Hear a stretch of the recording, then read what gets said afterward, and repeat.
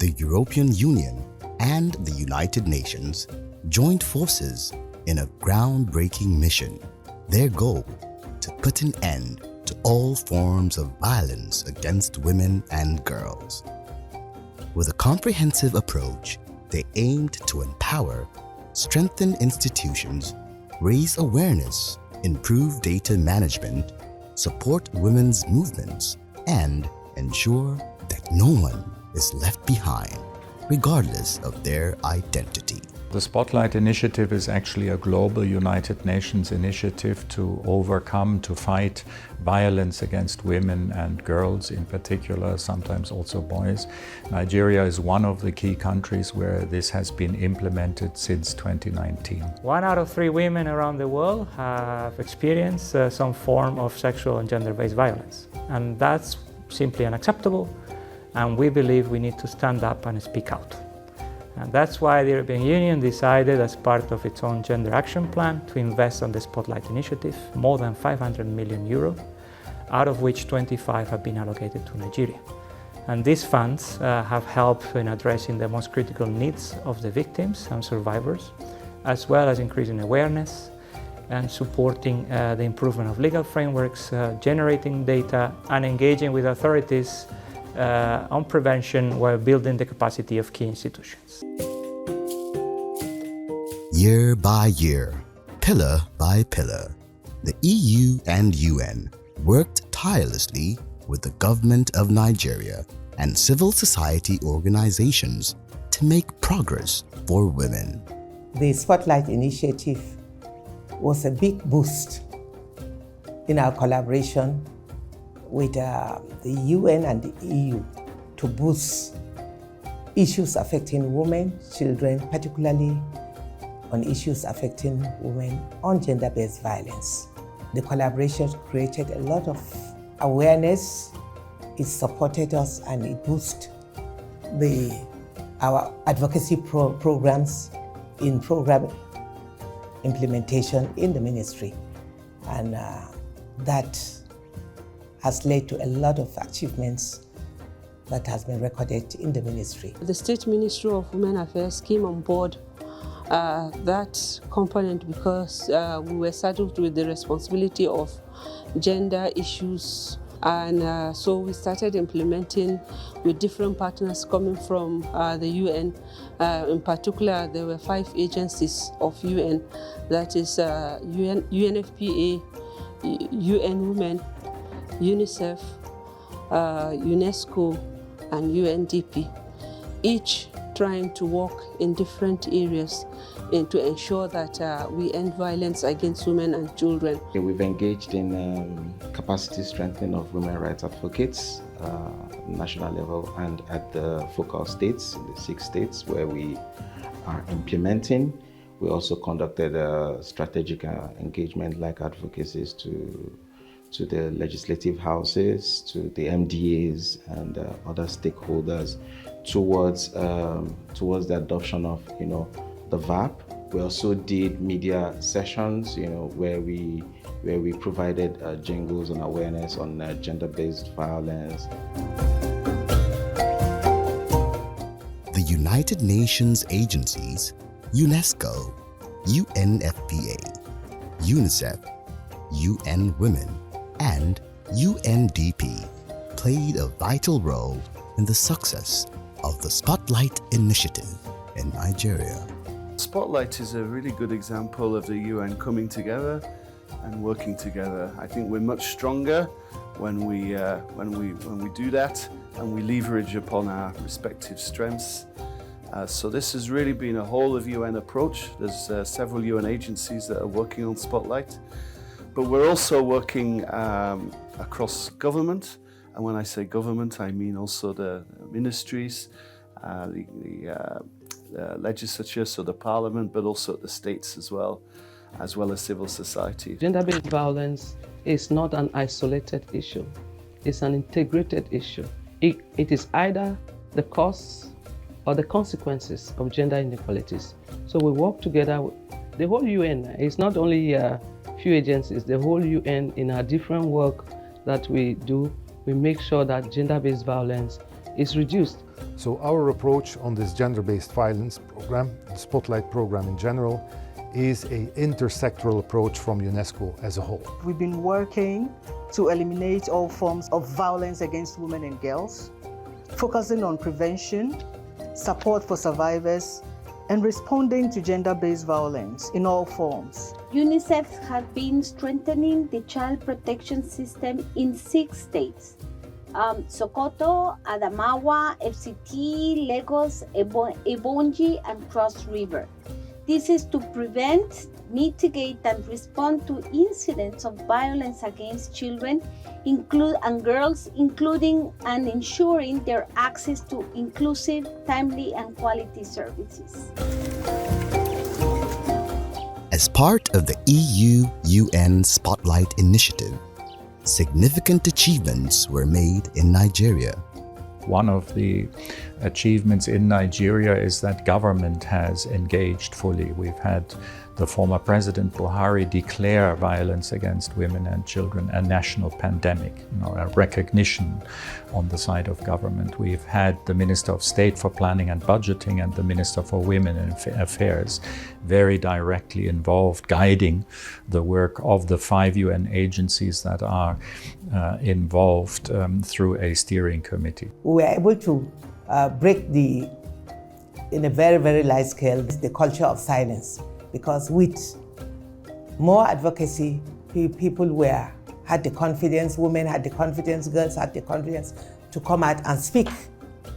Because the culture of silence was one of the major problems that was affecting women and children. Services were provided to a substantial number of women and girls who experienced gender-based violence. We have been able to reach 200,000 girls in the country. Now you may ask, how do we know 200,000? Well, we've carried out several missions to the areas where we are working. And so for us, this is really a huge contribution to the Spotlight program, being able to reach 200,000. And with the Spotlight initiative, we've been able to sensitize 20 million people, men, women, boys and girls, on gender equality, on the negative effects of GBV, and also on positive masculinity.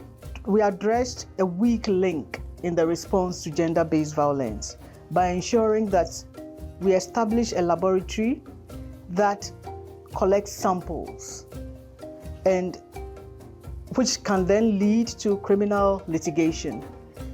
And since 2021, that the center was established, we've collected almost 200 samples, and these have led to 34 cases in the courts. Together with the government of Nigeria and dedicated civil society organizations, and with the support of UN agencies, the Spotlight Initiative worked tirelessly to achieve progress for women across the country. There are a lot of achievements, even from the reporting mechanism, even from how you see women coming out to talk about what affects them and how they want things to be. We have seen a lot. There are a lot of changes. We have seen the issue of stigma, people not bothered about the stigma, coming out to complain so that they get the services that is available for them. We collaborate in the aspect of community dialoguing to see that the aspect of gender-based violence is reduced or even eradicated. We equally collaborate in meetings to do with the IDPs, the host communities. We've tried to focus on building the capacity of women to be able to lead. And the whole idea is that our aim is that if we're able to get women into leadership positions in all spheres across the country, then they will become influencers and agents of change and help to drive the policy changes that we want to see in our environment, which will make a difference and contribute to national development and to the good society and the future that we all want and seek. Laws and policies were reviewed and reformed to become more gender responsive, ensuring the protection and empowerment of women and girls. We have in Nigeria the Violence Against Persons Prohibition Act, which has now been ratified, domesticated in 34 out of 36 states. So that's a major success. It has led to greater awareness of affected people of their rights and also obligations. The first approach is to change laws, to change national laws. We have changed the law, or helped to change or adapt better the law on HIV.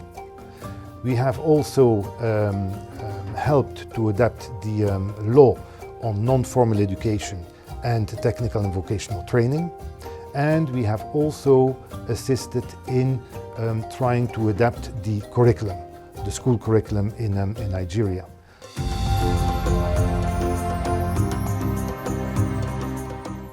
Currently, 35 states have adopted the Violence Against Persons Prohibition Law, with 32 sexual assault referral centers operational across 19 states. We have currently 5 states that have costed plans.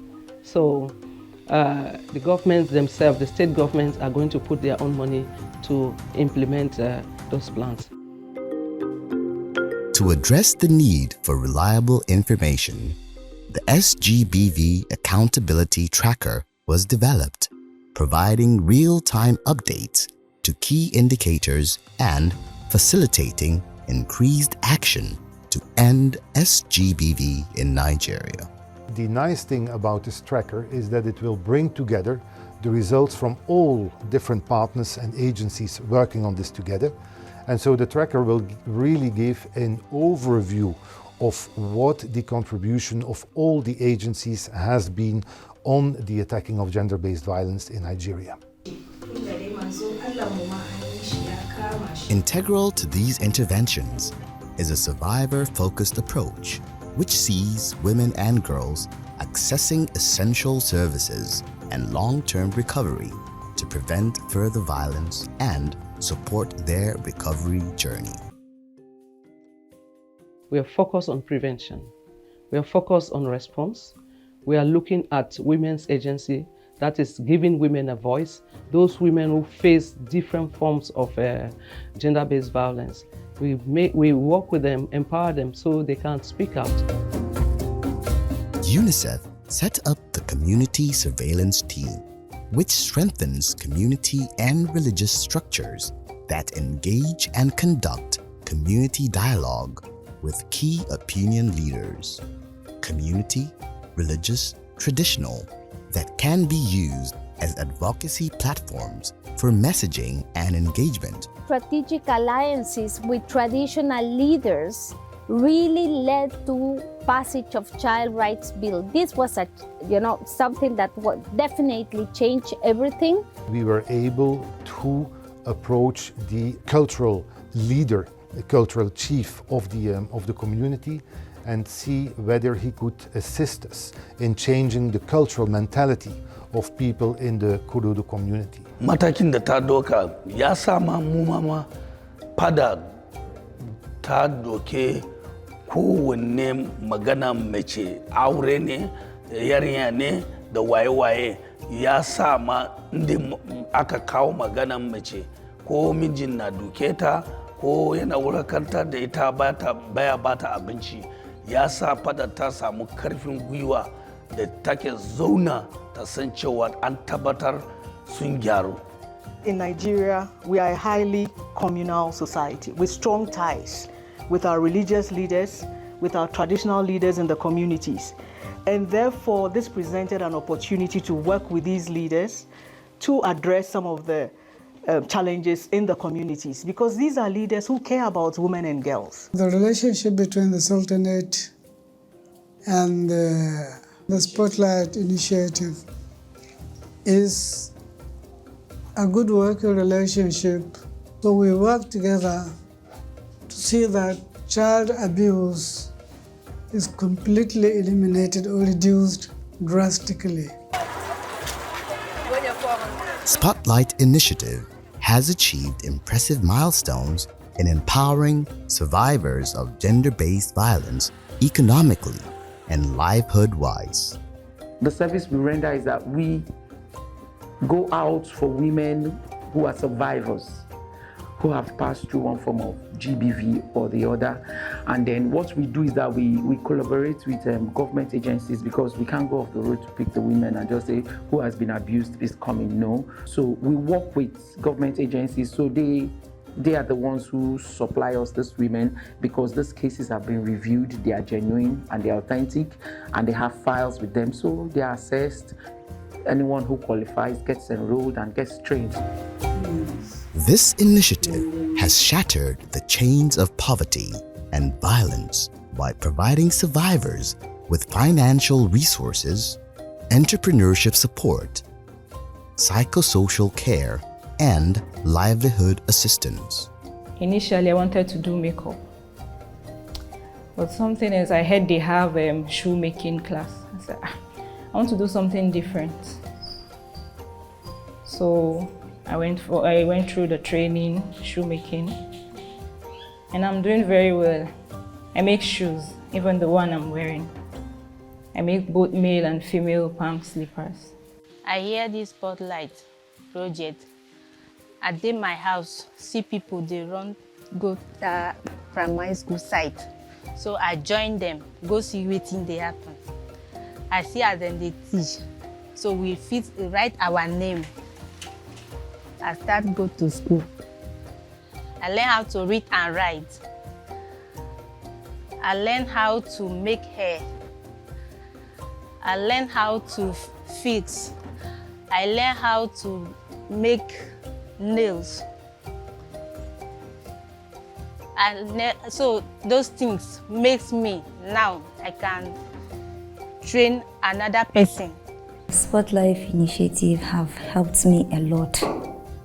I mean a lot, because after the program, I told myself I'm not going to just let it go that way. I was able to come up with some little capital to rent a shop from my house. I was working from my house. So from there, I was able to raise money to rent a shop, started my own business, started training people also from the work.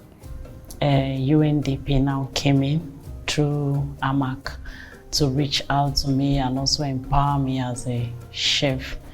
I'm a chef though, but when they came in, they gave me more knowledge on the culinary skill, which actually made me a better person. I was able to get through I was able to come and forget certain things that I went through because of the smile they put on my face.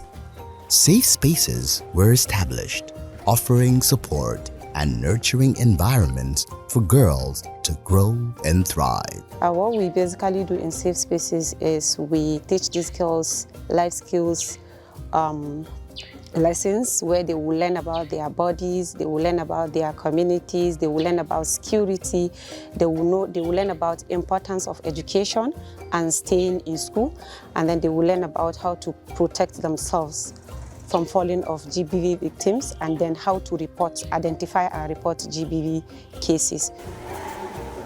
Second chance education was provided to women and girls who had been denied access to learning opportunities.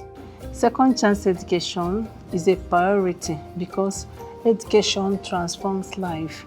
It is also a human right. It addresses educational inequality, support personal and social development, and contribute to the economic prosperity. In fact, majority of these girl children that were not believed to have certificates today hold certificates.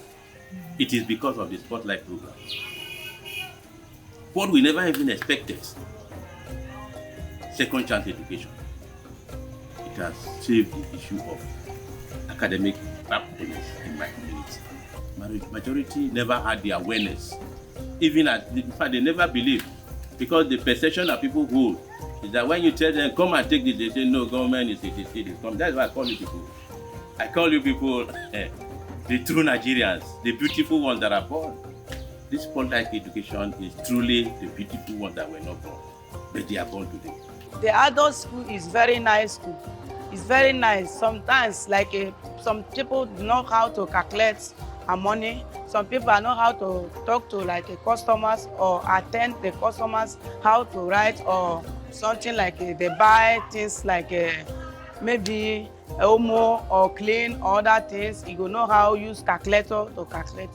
I learned even how to be neat in my home, and more especially how to take care of my family, because they taught us here. And another one that we should do in other things, because they're learning other things, they how to make cake, chin-chin and other things. Even if when you finish, you don't have any other thing to do, you will use that one and start life. We have some young girls in the state, young women and girls in the state that are out of school.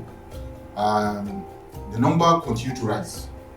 Apart from that, some of them are victims of GBV, that is gender-based violence. Some of them are victims of early marriage. Some of them are even victims of forced marriage. As a result of the fact that such marriages do not last. So they found themselves out of school. Gaskiya ko na fara ban iya irin haka in rubuta ma mutum sako ga waya. Sannan ko irin haka ne ta asibiti ban iya rubuta ma kaina. To yanzu gaskiya ko asibiti na zo ko banki na zo duk ina iya in ga abin da an ka rubuta in fahimta in karanta abina. In wajen da aka sa hannu na in sa hannu. Lahiya lau ina iyawa. In Adamawa State, second chance education has been welcomed, and you see a large number turning out in classes such that it even became a problem to be handled because the number is so much in a classroom. Ilimin da na samu nan ta gehen Sifafulaya, ina iya rubutu, ina iya karatu, kai har sashen English ina amfani da wani abu. Ina iya cinikayya, in yi lissahi sosai kwarai da game da abin da na samu nan. Yanzu na san inda in an ka ci zarahina ko an ka ci zarahin wani na tare da ni, an bani dama, an faɗakar da ni, kuma ina amfani da wannan dama. Na san inda zani in kai wannan cin zarafin da aka mina an so min hankina ko haƙƙin wani wanda nake tare da shi. Communities were mobilized through awareness-raising activities, sparking conversations and challenging societal norms. The banishment of money wife. Money wife rights was a very, very bad initiative that actually reduces the human being to actually less than a human being. So this was a dehumanizing experience for these girls. So due to all this sensitization and men engagement, traditional leaders, religious leaders, this practice has been banned from Cross River. Before, if you talk about child marriage issue in Sokoto, people will say you are pushing the agenda of Western world. But today, even the parents themselves reject the child marriage. They want to allow the girl to complete their potential. Forensic Lab and Surveillance Team. The initiative established a state-of-the-art forensic lab and surveillance team, ensuring the collection and analysis of crucial evidence to bring perpetrators of violence to justice. Nowadays, it's very difficult, for a survivor to get justice without proving it beyond reasonable doubt. So the forensic lab is helping the survivor and helping the system, the judicial system. And by running the analysis, the DNA analysis can be used to prosecute the perpetrator or the suspect. And of course, with the aid of the forensics, we begin to see the impact. There are more prosecutions that are coming. I can tell you that compared to the last previous years where we are having 0 convictions, now I think the cases of conviction, though it has not come to the percentage we want, but we are seeing some convictions coming into the state. The Nana Khadija Center was established as a safe haven for survivors, providing them with comprehensive support, counseling, and rehabilitation services. Our counselors listen to the survivors, hear their story, and also offer services to them. And those services include confronting them and calming them, and then also talking to them in a way that they can ease their anger, their anxiety, and their suffering. The initiative implemented virtual response mechanisms, enabling women and girls to access support and guidance remotely, particularly in situations where physical access may be limited or unsafe. We realized that it's important for us to leverage technology in providing support and services to survivors. And so what we have now is a situation where key responder agencies, including case management, police, the health sector, are able to impute data on this mobile application, and then everybody is able to see and track the movement and progress of cases. The application is actually available on both iOS and Android. For the first time, we have disaggregated data across Nigeria that's really helping us now to tell the story on violence against women. This is really important because it's helping us for the first time to have data that will inform a data-driven policy, but also it's a very powerful advocacy tool as well that can help the government and institutions and organizations working in this field to lobby for action and to lobby for policy changes as well. Through the Spotlight Initiative, the European Union, the United Nations, and the dedicated UN agencies, UNESCO, UNFPA, UNICEF, UN Women, and UNDP, assisted countless women and girls in Adamawa, Sokoto, Lagos, Ebonyi, and Cross River. Spotlight Initiative program has come to an end. It's coming to an end, but I hope that it will be renewed. There will be a renewal of this program, because a lot of states, only 6 states were able to benefit from projects from the UN agencies. I'm hoping that a lot more agencies, states will benefit if the program is to be continued. In fact, a sustainability strategy has been developed to ensure continuity. However, the main focus has been to prioritize government ownership of the activities in order to ensure that the interventions are sustained over time. Spotlight has done well. Support Spotlight Initiative to eliminate all violence against our women and girls. We must end GBV. We must end GBV. We must end all GBV in our land.